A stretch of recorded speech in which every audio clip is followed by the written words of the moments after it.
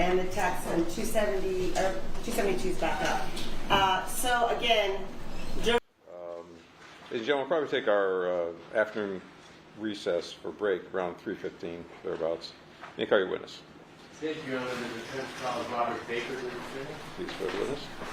If you could please face me, and if you can, raise your right hand. Do you solemnly state that the testimony you may give in the cause now pending before this court shall be the truth, the whole truth, and nothing but the truth, so help you God? I do. Thank you. And for the record, say and spell your first and last name, please. Robert, R-O-B-E-R-T, Baker, B-A-K-E-R. Thank you, Your Honor. Mr. Baker, did you previously plead to first-degree murder of Fabio Sementilli prior to ever agreeing to testify in this case? I didn't agree to testify, no. I did plead no contendere. Before you agreed to do anything, did you come into court and plead to first-degree murder killing of Fabio Sementilli?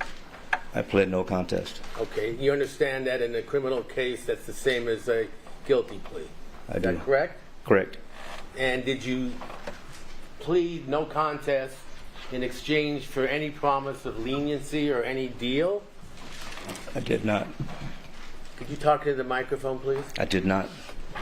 In other words, were you offered any reduced sentence or any other benefit in exchange for your decision or agreement to testify? No, I didn't. And do you understand that you were under no obligation to testify? I understand that. Are you doing so freely and voluntarily? I am. Has anyone offered you anything whatsoever for your truthful testimony under oath? No. No. After your arrest in this case, did you ever receive anything from Monica Sementilli, any benefit for coming in here and testifying truthfully? No. When you were originally charged, you were charged with Monica Sementilli. Is that correct? Yes. You see her seated over there? I do. Monica Sementilli? I do. May the record reflect that he has identified the defendant. Yes. You were arrested, as I recall, on June 14, 2017. Is that correct? Mr. Baker, we left off when you first began your non-platonic relationship with Monica Sementilli. You remember the first time you engaged in sexual acts with her? I don't remember exact dates, no. And I don't want dates, but do you remember where that occurred? Yeah, in my apartment. Okay. And can you tell us how that first began, how you knew that she was available or free or whatever? Just being a man, being around for a while, you could tell if somebody's interested, likes you a lot. So it's just kind of a feeling, just a feeling. Okay. So you had a feeling that she was interested in you sexually, correct? In something, yes. So sexually, personally, something, for sure. All right. And you felt the same way? I did. How did you communicate that to her? By her being with me, just going to lunch with me and talking to me, and the laughing, the smiling. And, so where would you go to lunch? What types of places?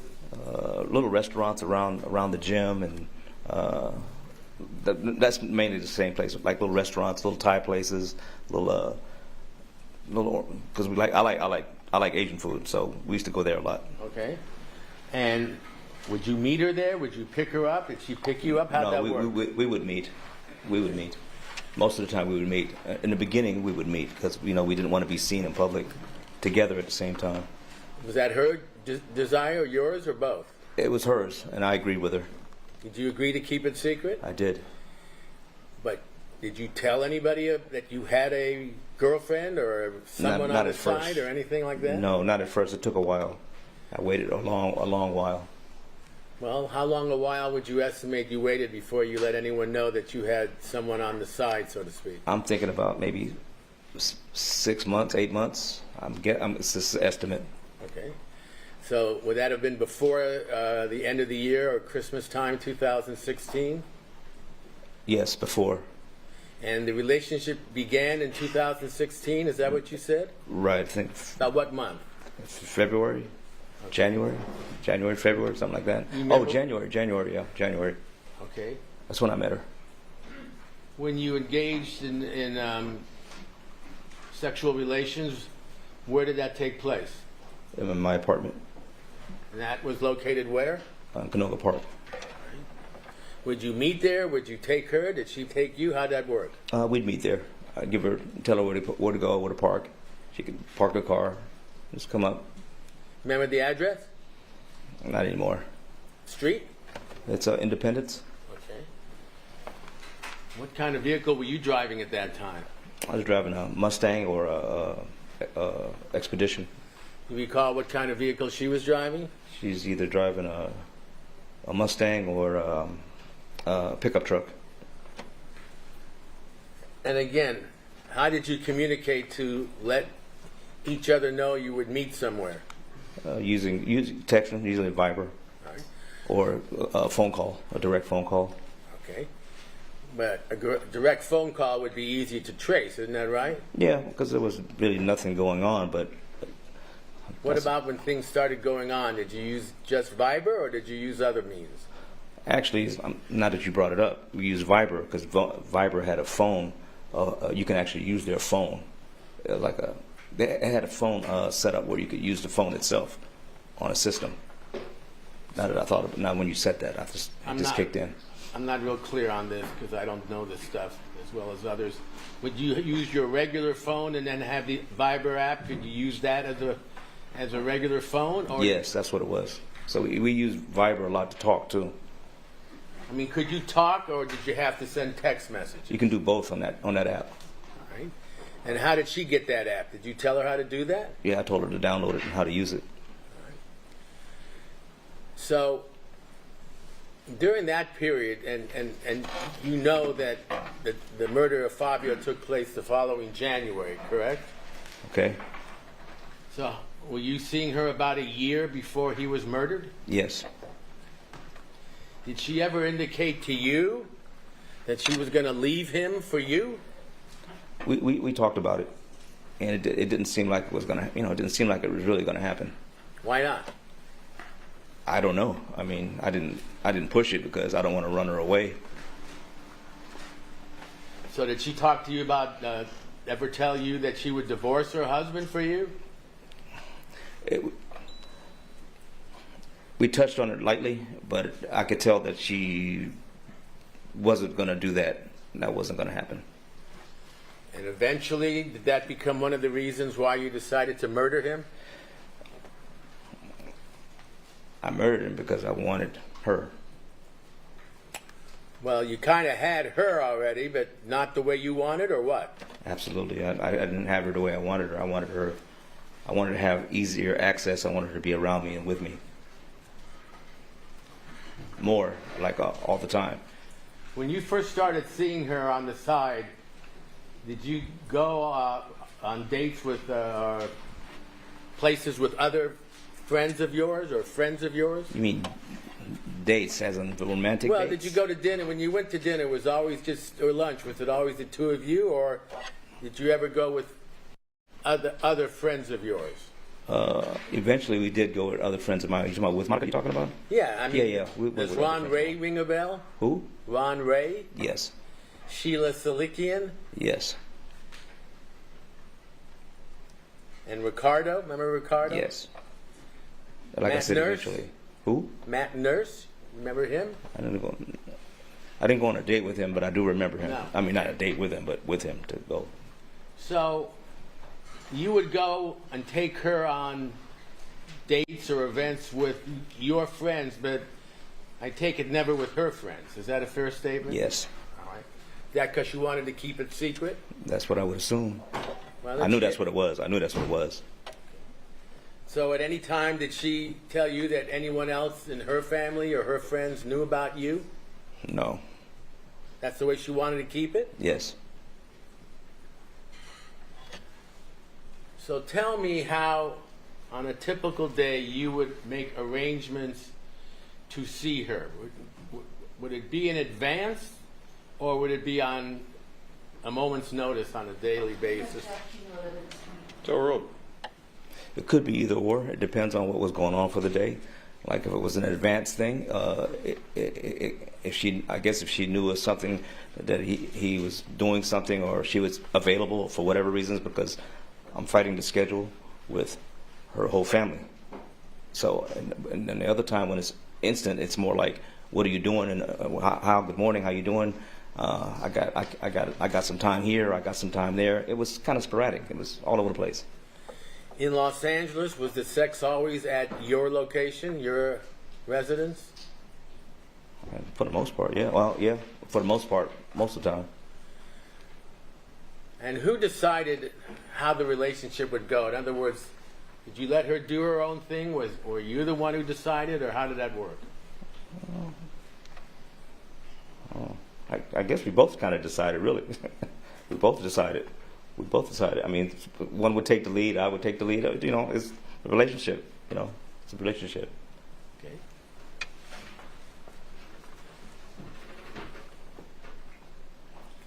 Did you ever tell her what to do? Well, sometimes, yeah. Sometimes. Give me an example. Take your clothes off. Something like that. That's something I would tell her to do. Or, I mean, it just varied. It's just a feeling. It's just something you just feel at the moment. You know, it's just all kinds of stuff. I'm talking, if you're talking about on a sexual basis, yes. But sometimes we're like, let's go here. Let's go do this. Let's go work out. Or let's go. You know, it depends on what subject you're talking about. What subject are you talking about? Sexually. All right. I narrowed it down. Did you treat her the same way you had treated prior girlfriends or wives, or not? Sometimes.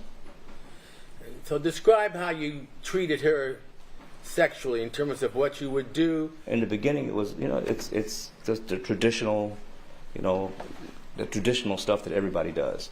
And Did that lead to something else? well, it leads, you know, after a while you do the same old thing. After a while, it tends to get boring. So, you know, I would.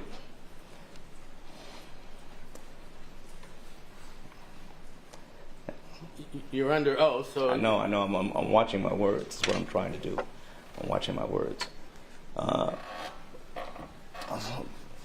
It was all a feeling. It was all based on what was going on and how we felt. So sometimes I would say it would be from take your clothes off, or it could be from I want to see you naked in the car, or something like that. It just varied. It all varied how the feeling was, how she reacted, what I wanted, how I felt. If I felt like I wanted to, you know, it depends on the timing, what was going on. If we had time to do stuff, it all depends. It all depended on a lot of stuff. Did you try to push the boundaries of what you were doing? Boundaries? In other words, would you order or tell her to have sex in public? No, not in public. No.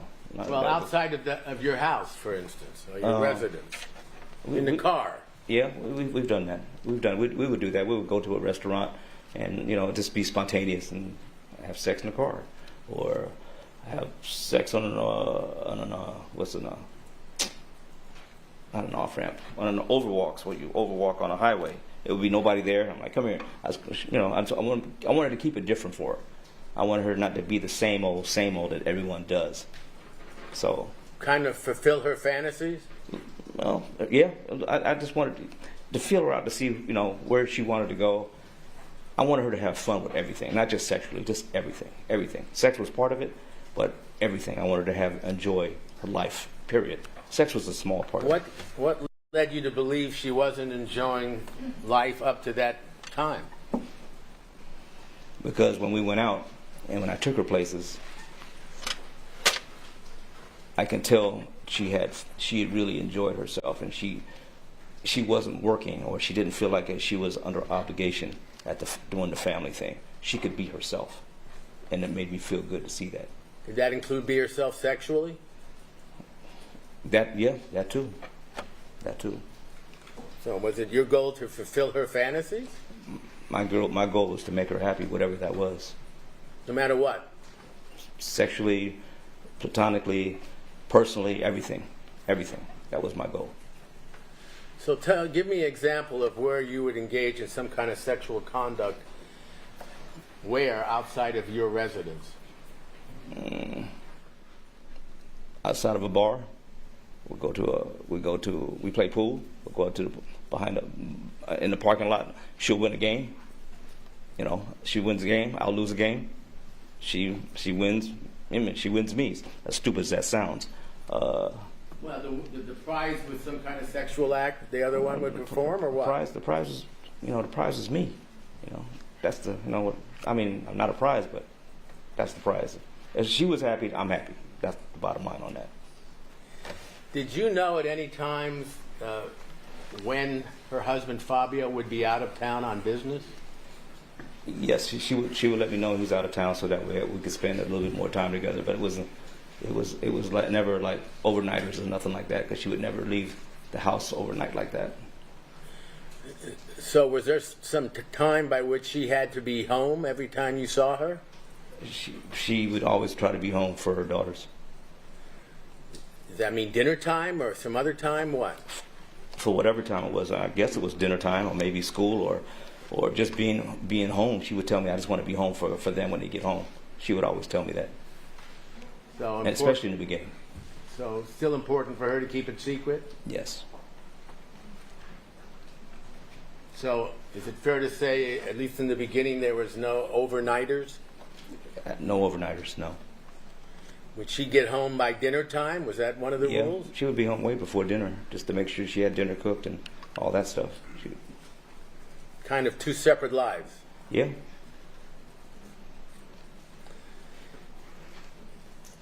Did this ever evolve, and I'm talking about prior to the time that you killed Fabio, did this ever involve a trip out of town? We took a trip. You said beforehand? Before Fabio's death. Ever go to Vegas, for instance? Las Vegas? I think we did. Okay. Who paid for that? Do you recall? It was a combined thing. And did you ever go, let me ask first, when you went to restaurants, for instance, in Los Angeles, at times did you go with friends of yours? When all of us went together, you're saying? Is Yes. that what you're saying? Like you and another couple? Yeah, this was later down the line, yeah. Okay. But we're still talking about prior to Fabio's murder. Okay, all right, yeah, I'm with you. Did you go out with other couples, friends of yours? Just one. Who? Just Ricardo and Sheila. Okay. I think that's the only one. And how would you tell them, or what would you tell them your relationship was with Monica? That we were seeing each other. I had come to trust Ricardo and Sheila, and they were pretty good friends of mine. So I felt comfortable with that. Did you tell them that she had a husband? Yes. They knew that. They knew that. Well, they only knew it if one of you told them, right? Well, I think they knew that beforehand. I'm pretty sure, because I didn't have to tell them that.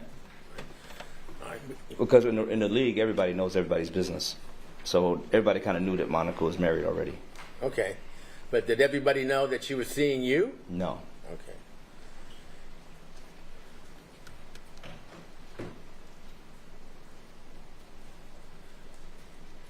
How often during a week would you see her, if you can put a number on that? Or did that vary? It varied a lot. It varied. Sometimes I wouldn't see her at all. Sometimes I see her 3 times a week. It was sporadic. Now, during that time, I assume you told her you were faithful to her? Yes. Were you? I was. So at any time during your relationship with her, and I'm talking about before or after the murder of her husband, did you ever cheat on her? No, I didn't.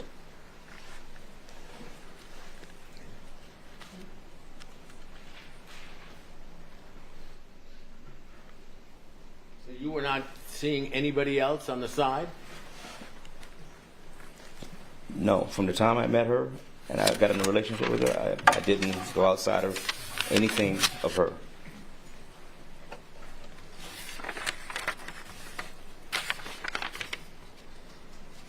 Did you use more than one email address or phone number or anything of that nature during the time that you were seeing her to keep it secret?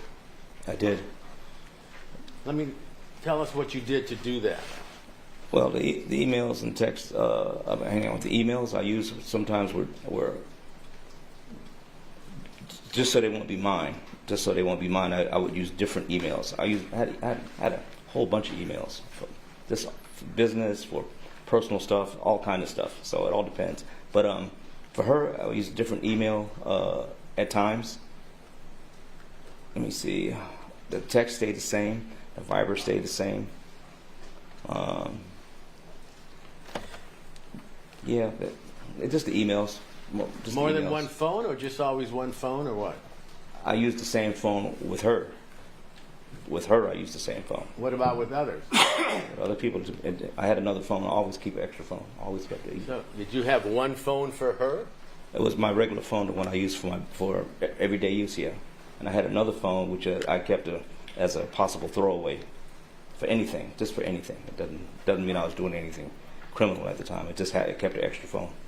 Did you ever go to her house? Yes, yes, And I'm talking about before Fabio's murder. yes. Can you tell us the first time and when that might have been? I don't remember. Why did you go to her house? To see her, of course, to see her.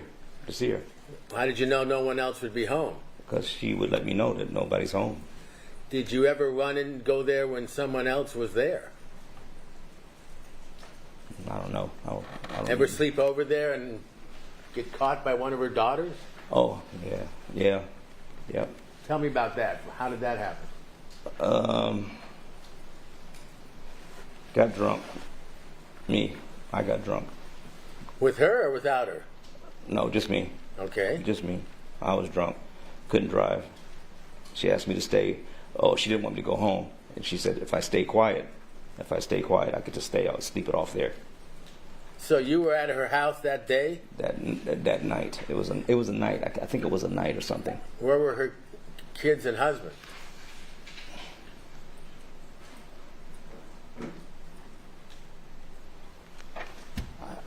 I'm thinking maybe Fabio was out of town. I'm not sure. And her daughters? And I don't know because Jessica walked in when I saw her get up and she screamed and I screamed at the same time. And In the morning? it was in the morning. And do you know what was told to her to explain No, why you were there? I wasn't told. Did you get out? Get out of there? Yes, I did. I let her know that. I let Monica know that we had a little accident. That she came in the room.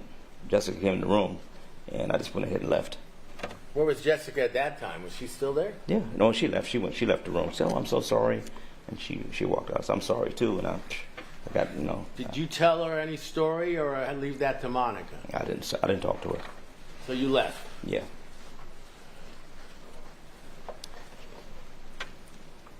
Any other times that you were at her house before the murder? Before the murder, maybe once or twice more. I'm not sure how many times, but a couple of times, once or twice more. Let me ask you this, Mr. Baker. In your communications with Monica Sementilli, did you ever ask her or tell her to send you any kind of explicit or nude or so-called related photographs? I did. Give me an example. Okay. I would say you're beautiful. Send me a picture of yourself, because you're beautiful to me.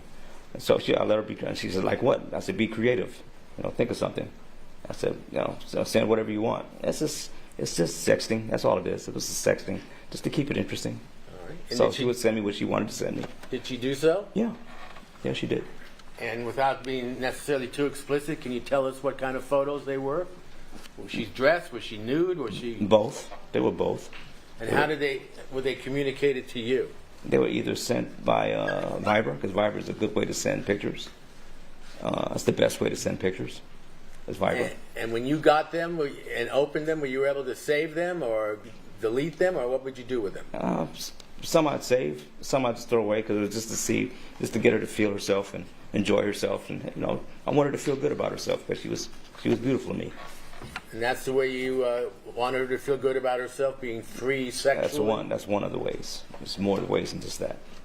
Did she always comply with your requests or demands? Yeah, most of the time. Did you ever tell her what would happen if she didn't? I would never threaten her or nothing like that. I mean, I guess she could read my face or read that. She kind of reads my face and see if I'm disappointed or not. And I guess she doesn't want me to be disappointed, so she'll do her best to, do what I ask her to do or what stuff like that. But yeah, there was no threats or nothing like that. I don't mean physical threats, but disappointment or anything of that nature. Like she probably saw my disappointment or saw me unhappy, or because sometimes I would do stuff to keep it interesting, and I would kind of set stuff up, and sometimes a lot of alcohol is involved because she's a very stubborn person at times, so the alcohol kind of loosens that up a little bit.